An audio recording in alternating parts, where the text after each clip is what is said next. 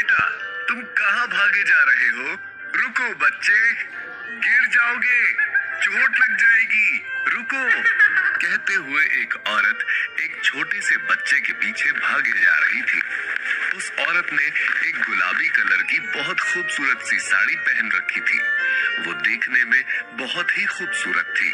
उस औरत के लंबे घने बाल कमर तक खुले हुए थे। एक छोटे से बच्चे के पीछे भागते हुए वह उसे आवाज लगा रही थी। वह छोटा सा बच्चा भागते हुए बोल रहा था, माँ आ जाओ, मुझे पकड़ो माँ, आओ मुझे पकड़ो, देखो आप मुझे नहीं पकड़ सकती, आओ मुझे पकड़ो। कहते हुए वह बच्चा हंसते हुए आगे भागते जा रहा था।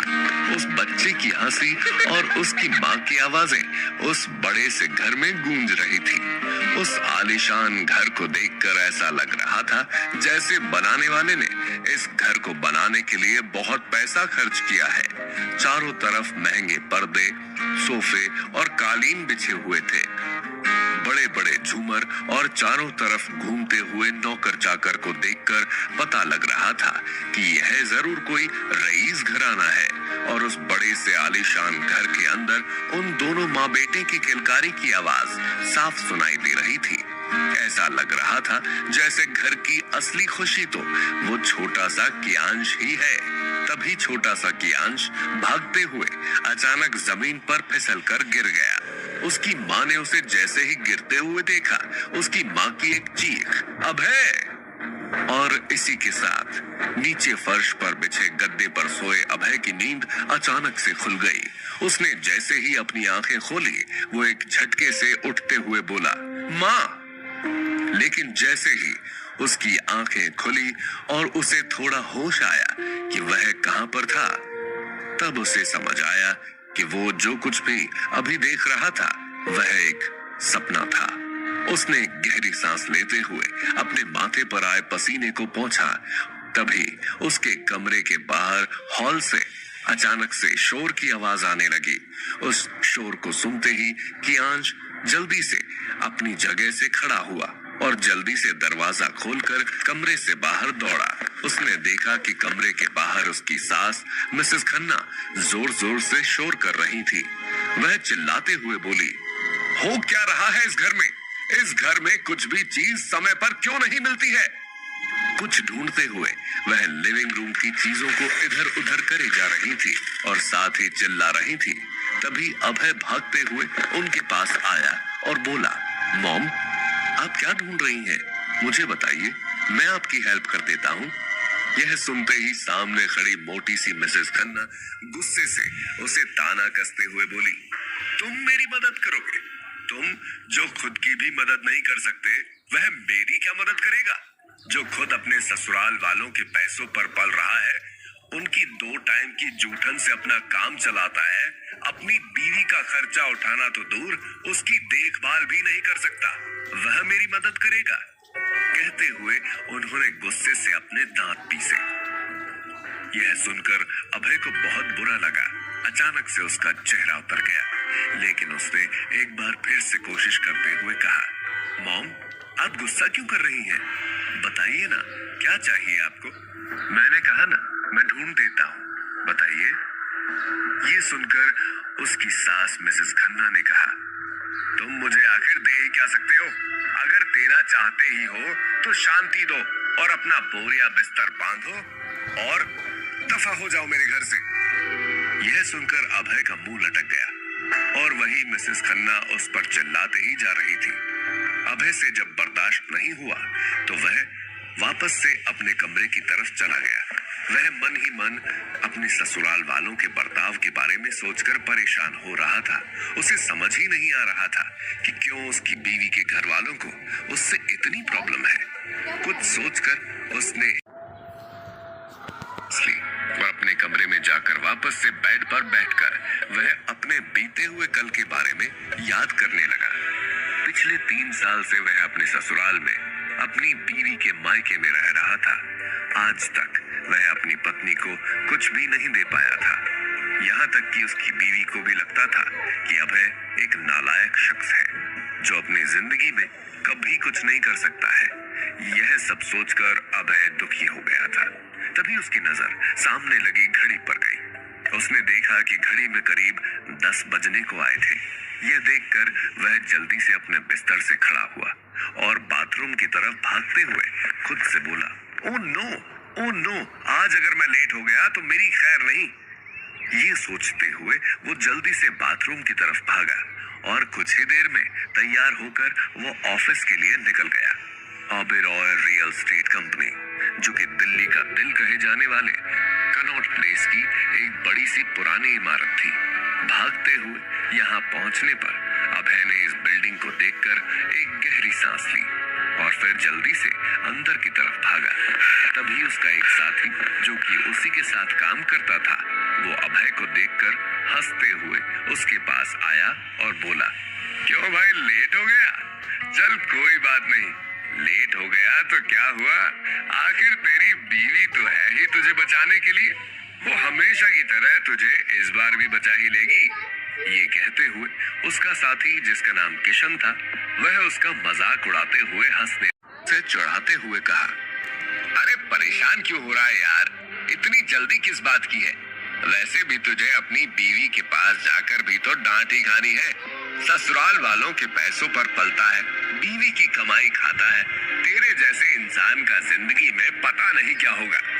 कहते हुए किशन जोर जोर से हंसने लगा। उसकी बात सुनकर आसपास खड़े ऑफिस के और लोग भी हंसने लगे। अभय ने गुस्से से भरी अपनी एक नजर किशन पर डाली और वहां से आगे बढ़ने लगा कि तभी सामने से आते मैनेजर राजेश से टकरा गया। जैसे ही वह मैनेजर राजेश से टकराया, मैनेजर राजेश ने उसे घूरते हुए कहा, क्यों भाई, हो गया तुम्हारा ऑफिस आने का टाइम? आराम से आते, अभी क्या जरूरत थी इतना जल्दी आने की? आप तो इस कंपनी के मालिक हैं, जब मर्जी तब चले आते। आपको कौन सा किसी की इजाजत की जरूरत है यहाँ आने और जाने से पहले? आखिर कंपनी तो तुम्हारे बाप की ही है। यह सुनकर अभय को भी गुस्सा आने लगा था। उसने गुस्से से मैनेजर राजेश को घूरते हुए कहा, सॉरी सर, लेकिन आप अपनी लिमिट क्रॉस कर रहे हैं। मैनेजर राजेश ने अपने मोटे से पेट पर हाथ फेरते हुए कहा, अच्छा चल कर रहा हूं, तो बोल क्या करेगा? और वह सब छोड़, तू मुझे यह बता कि पिछले 3 महीने से तुम मुफ्त की तनख्वाह ले रहा है। तूने आज तक कितने फ्लैट बेचे हैं, बता। थोड़ी देर रुककर मैनेजर राजेश फिर बोला, इस कंपनी में तेरी बीवी काम करती है, इसका मतलब यह नहीं है कि कंपनी तूने और उसने खरीद ली है। बहुत हो गया तुम दोनों का, अब नहीं।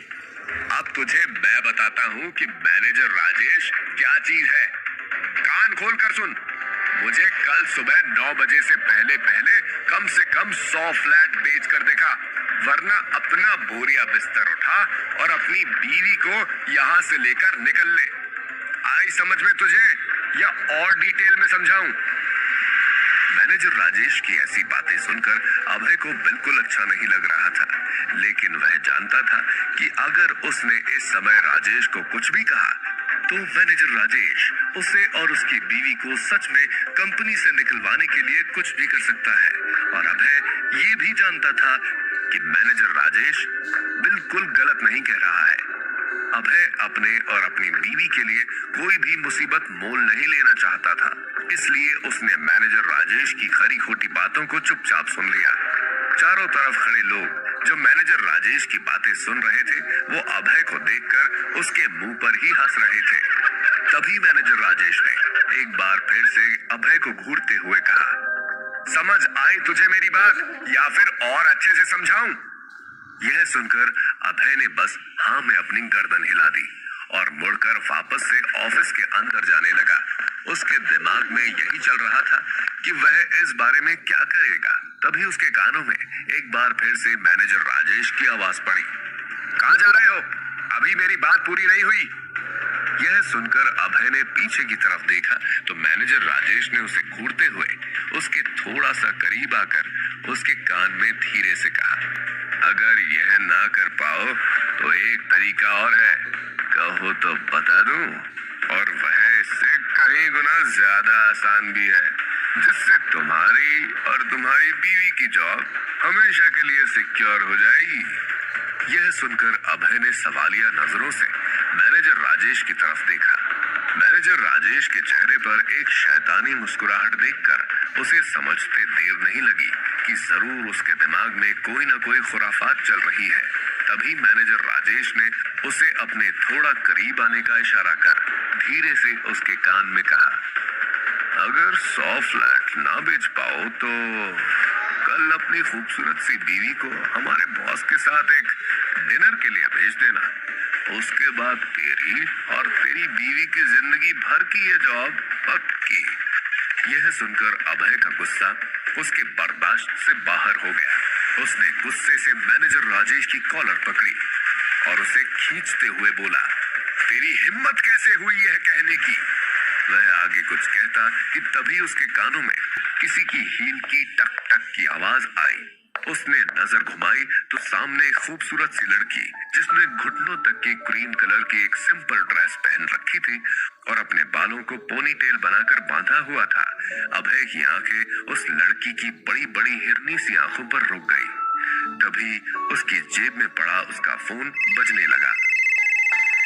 अभय, जो अभी सामने खड़ी लड़की की आंखों में खोया हुआ था, उसने एक झटके से मैनेजर राजेश का कॉलर छोड़ दिया और थोड़ी दूर जाकर अपनी जेब से फोन निकालकर फोन उठाते हुए बोला, हाँ, कौन बोल रहा है?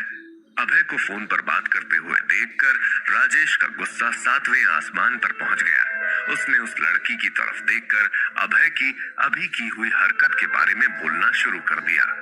वहीं थोड़ी दूर पर खड़े अभय ने फोन के दूसरी तरफ से आती आवाज को सुना। हेलो सिंघानिया सर, मैं आपका फैमिली एडवोकेट सिन्हा बोल रहा हूँ।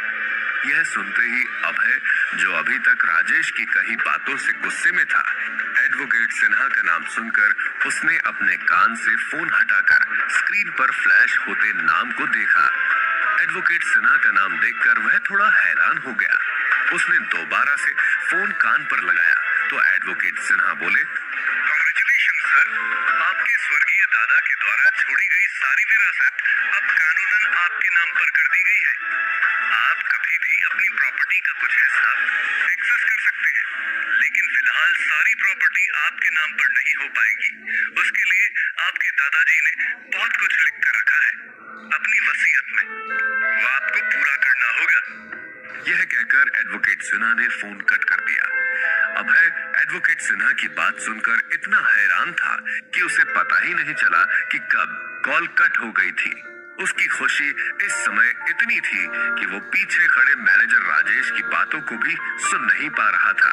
एडवोकेट सिन्हा की बात सुनकर अभय चमकती हुई आंखों से मुस्कुराते हुए पीछे पलटा कि तभी एक जोरदार तमाचा किसी ने उसके गाल पर जड़ दिया। चांटे की गूंज इतनी थी कि चारों तरफ खड़े सभी ने यह आवाज साफ सुनी थी। वहीं अभय को तो कुछ पल समझ ही नहीं आया कि ये उसके साथ अचानक क्या हुआ। तो दोस्तों, क्या लगता है आपको, किसने मारा होगा अभय को ये थप्पड़ और कौन है एडवोकेट सिन्हा? क्या मतलब है उसकी बातों का? जानने के लिए सुनिए कहानी का अगला भाग सिर्फ